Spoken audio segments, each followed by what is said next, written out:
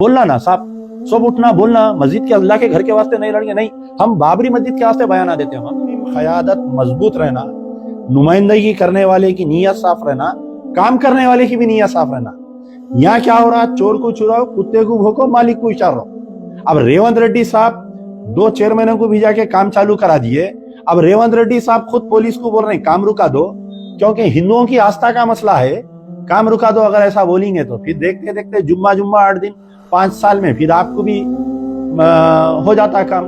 अब यहाँ नुमाइंदगी करने वाले ऐसे है, उन्हें आके नमाज पढ़ा रहा, उसको कलमा सही नहीं पढ़ने आ रहा, कौन सी नमाज पढ़ाने वाले बेचारा परेशान। मैं भी वहां पर मौके वारदात पे था, नमाज पढ़ रहे। अरे बोला कौन सी नमाज पढ़ रहे बाबा आप? तो बोले थोड़े लोग बोले ईशा पढ़े, तकरीबन लोग ईशा पढ़ ले गए थे, 12 साढ़े 12 हो रहे थे। एक बेचारे मौजन साहब, उन्होंने खुद मस्जिद के मौजन है, ईशा पढ़ा के आए जमात से, उनको जबरदस्ती ठहरा दिए, तौसीफ इकबाल को जबरदस्ती ठहरा दिए, फहीम कुरैशी को जबरदस्ती लाइन में ठहरा दिए। पूरे उल्टे सीधे सूरे पड़े बेचारे, उन्होंने तो कौन से मदरसे से पढ़े नहीं मालूम, बेचारे कौन से स्कूल से पढ़े, तो उसके ऊपर भी कोई माफीनामा नहीं आया अभी तक सदर मजलिस का। तो ज़ेबाबाग का एक वाकया मैं आपको सुनाऊंगा, क्योंकि ये इश्यू रिलेटेड टू ज़ेबाबाग है। आसिफ नगर में एक ज़ेबाबाग बोल के एक मस्जिद थी, वहां पर मस्जिद में जो है पुरानी कदीम बोली थी, तो ये बदकम्मा के दौर लाके उसके अंदर बदकम्मा का पूजा करते थे बोनाल के दिनों में। तो बदमबाल रेड्डी, क्योंकि वो कारवान में आता था उस वक्त पे एरिया, अब आजकल नामपल्ली में आ रहा है शायद, तो बदमबाल रेड्डी अचानक एक दिन रात में क्या किया, 100-150 औरतों को जमा करके मस्जिद के अंदर दाखिल होकर पूजा कर दिया उन्होंने। ये बोला कि ये बोली जो है हमारी वो है, भगवान है, आस्था है, हम पूजा कर दिए। जैसे ही मालूम हुआ, मैं हमारे मरूम डॉक्टर क़याम खान साहब, मरूम वालिद जनाब काजी मिल्लत अलहाज मोहम्मद अमानुल्लाह खान साहब, हम लोग वहां पर पहुंचे। पुलिस आके मस्जिद को सील कर दी, और सील इस तरीके से करी कि पूरे हिंदू लोग जाके वहां पर पूजा कर सक रहे, मुसलमान नहीं जा सक रहे। तो उसी वक्त खान साहब जो है बहुत कोशिश करे, रात में तकरीबन वो सिचुएशन कंट्रोल हो, जब तक 1 बज गया। 1 बजे रात को मैं खान साहब, जब हमारे लालजान पाशा साहब बकायदे हयात थे, उनको यहाँ पर हैदराबाद में मकान नहीं था, तो बेचारे ग्रीनलैंड गेस्ट हाउस में रहते थे। रात में जाके लालजान पाशा को उठा के बोले मेरे इस वक्त जो है चंद्रबाबू नायडू से मिलना है, चलिए आप, ये ऐसा वाकया है।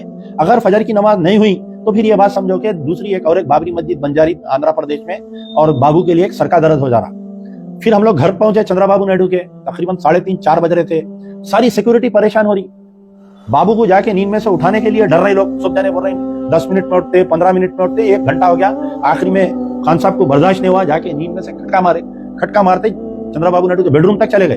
खटका मारे तो उन्हें बोल के पूछा अंदर से, जाके गनमैन बोले नहीं, अमानुल्लाह खान साहब आए हुए, अर्जेंट बात करना चाह रहे हैं। ठीक है, मैं अभी फ्रेश होके आ रहा हूँ, बिठाओ। बैठे 10-15 मिनट में चंद्रबाबू नायडू फ्रेश होके आए। आने के बाद में जो है पूछा उन्हें, और देखिए सेंसिटिविटी ऑफ द सिचुएशन को समझा उन्हें। समझ के खान साहब बोले अगर फजर की नमाज कल नहीं हुई तो ये बात समझो कि इमीडिएटली जो है एक आपको आंध्र प्रदेश में एक और एक बाबरी मस्जिद मथुरा काशी का झगड़ा पड़ जाएगा।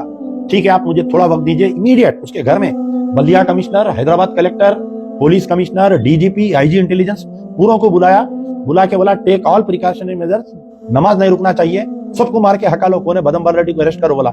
इमीडिएटली हम लोग सीएम के घर से निकल के वहां पर फजर की नमाज पढ़े। जब हम लोग अंदर नमाज पढ़ रहे थे तो सोडे के बॉटल, फतरे, क्या क्या आ रहे थे अंदर, पूरा अतराफ से जो बस्तियों से पत्थरबाजी हो रही थी।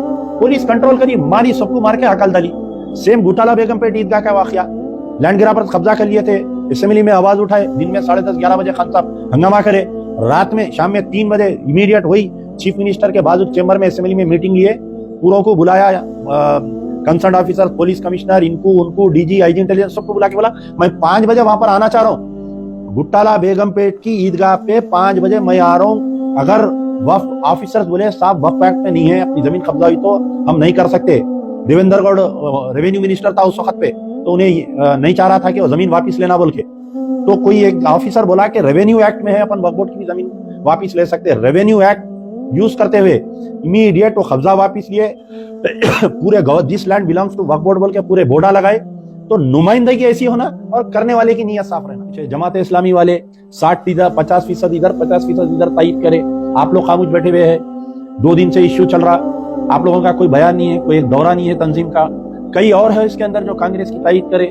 बोलना ना साहब, सब उठना बोलना, मस्जिद के अल्लाह के घर के वास्ते नहीं लड़ेंगे, नहीं हम बाबरी मस्जिद के वास्ते बयाना देते हैं। हम ये यहाँ के मुकामी इश्यूज पे नहीं देते। पूरे 9 साल में बीआरएस की गवर्नमेंट में 9 मस्जिदात टूटी, ये तमाम उलमा मशाइखीन खामोश मुगु सांप सुंगिया वैसा थे बेचारे। अचानक फिर कांग्रेस आते, कांग्रेस की हमदर्दी में आ गए बेचारे पूरे। तो बहरहाल अवाम से मेरी गुजारिश है कि आप अपने उलमा मशाइखीन से भी सवाल करो कि ये मुद्दों पर क्यों खामोश बैठे हुए? जो कांग्रेस के कायदीन है, मेरे मतलब ये है कि बीआरएस आज चाह के भी मुसलमानों बीआरएस के करीब नहीं जा सक रहे और बीआरएस मुसलमानों के करीब नहीं आ सक रही। उसकी मेन वजह यह है कि बीआरएस के दौर में मसाजिद को, आशूर खानों को शहीद किया गया। ये अगर कांग्रेस से मुसलमान नफरत करते थे बाबरी मस्जिद के बाद में, आज दोबारा पलट के अगर कांग्रेस को चाह रही, वोट दे रही, तो राहुल गांधी, प्रियंका, सोनिया गांधी की वजह से दे रही। आप वो इमेज को मत खराब करिए।